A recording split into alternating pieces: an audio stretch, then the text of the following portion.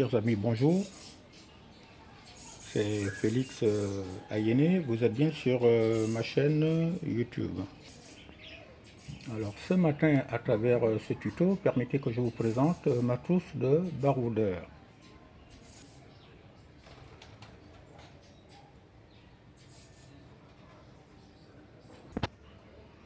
Alors, l'objectif ici est de vous montrer les principaux types d'outillage minimal nécessaires à la réalisation des tâches simples en mécanique auto.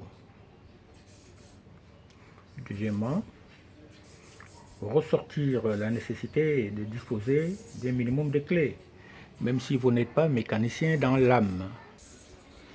Alors, qu'est-ce qu'on y trouve? Les différentes clés. Nous avons tout d'abord ici, la clé à fourche, qu'on appelle aussi clé plate. À fourche parce qu'elle dispose à chacune de ses extrémités de deux fourches, comme vous le voyez ici. Ensuite arrive ce qu'on appelle la clé à l'œil, c'est celle-là. À l'œil parce que les deux bouts sont arrondis, un peu comme un œil. Dans la même gamme des clés à l'œil, vous avez également les clés polygonales qui sont ici, cette petite série de trois clés là. Ensuite arrivent les clés mixtes. Mixtes parce que tout simplement elles font l'addition des deux, c'est-à-dire fourche ici et bout arrondi là. C'est cette série là. Et dans cette même série de clés mixtes, nous avons ces clés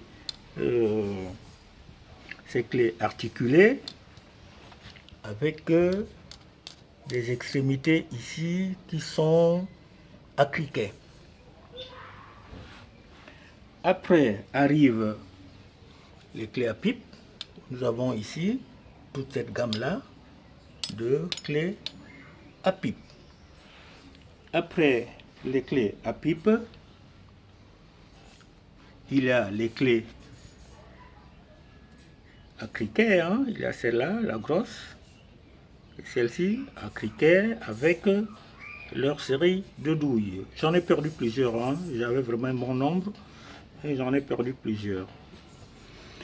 Vous savez, les clés, quand vous en donnez à quelqu'un, souvent ça ne revient pas. Donc après les clés à criquet, j'ai ici, en cas de crevaison, la clé à roue. La clé à roue. Après la clé à roue, nous avons ces deux clés rondes là, qui sont des clés à bougie. Bon, ça je les garde comme ça, c'était pour ma vieille Corolla, et puis bon, ça peut toujours aider. Après les clés rondes, autre type de clé, nous avons ici la clé à molette. La clé à molette que tout le monde connaît bien. Elle est là, la clé à molette. Ensuite, il y a cette grosse clé qu'on appelle la clé à griffe. Elle va jusqu'à 600 mm. 600 mm. Elle peut prendre des écrous jusqu'à 600 mm. Après la clé à griffe, nous avons cette myriade de clés à laine. Ça aide toujours. Et puis arrivent les pinces. Au niveau des pinces, nous avons ici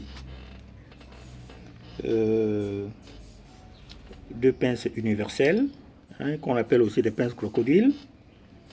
Nous avons ici la pince multiprise, ici une pince coupante, ici une pince à dénuder, ici une pince à bec ouvert. Nous arrivons au tournevis. Ici, il faut d'abord rappeler qu'il existe plusieurs sortes de tournevis. Il y a des tournevis à plat comme celui-là, celui-ci. Il y a des tournevis cruciformes. Donc ici, nous avons un tournevis électrique, d'électricité, un tournevis plat, un tournevis plat d'électricité avec gaine. Ici, c'est un tournevis mixte parce que il est à la fois cruciforme et plat. Ici, c'est un tournevis cruciforme. Ici, nous avons, regardez bien, nous avons une série d'embouts de tournevis. Ici, nous avons les plats. Ici, nous avons les cruciformes. Ici, nous avons à laine. Et ici, non. Ici, nous avons des torches. Oui, torches, tournevis, torches. Ici, nous avons des haleines. Il faut noter que il y a deux types de tournevis cruciformes. Hein. Il y a le tournevis Philips, hein, cruciforme simple Philips. Et puis il y a tournevis Posi-Drive. Posi-Drive, c'est cela.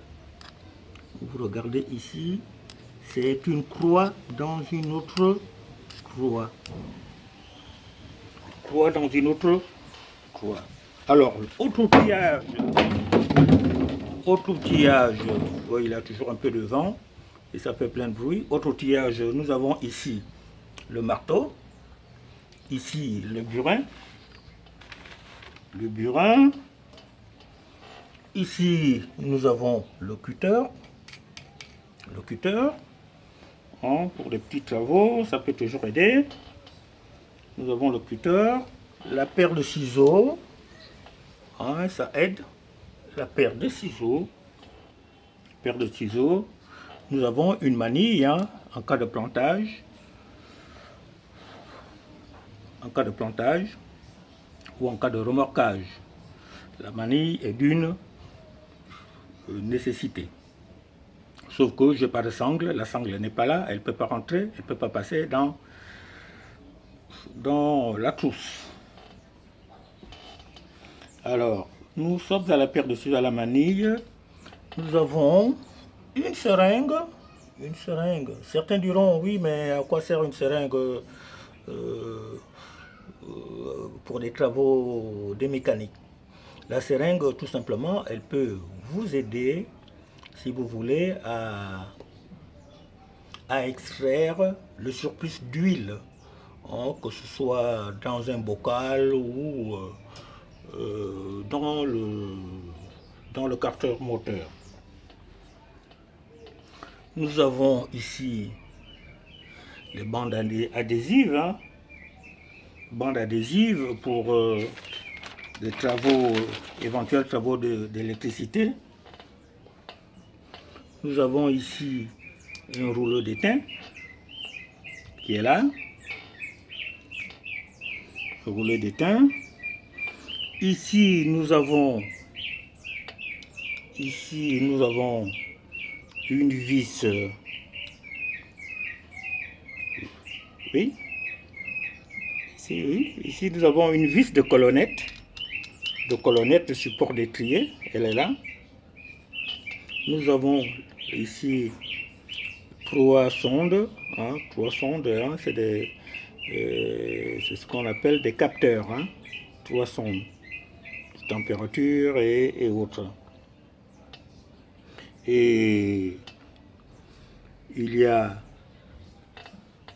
ici une bougie de préchauffage, une seule, elle est en parfait état. Bon, c'est juste encore dépannage, on ne sait jamais.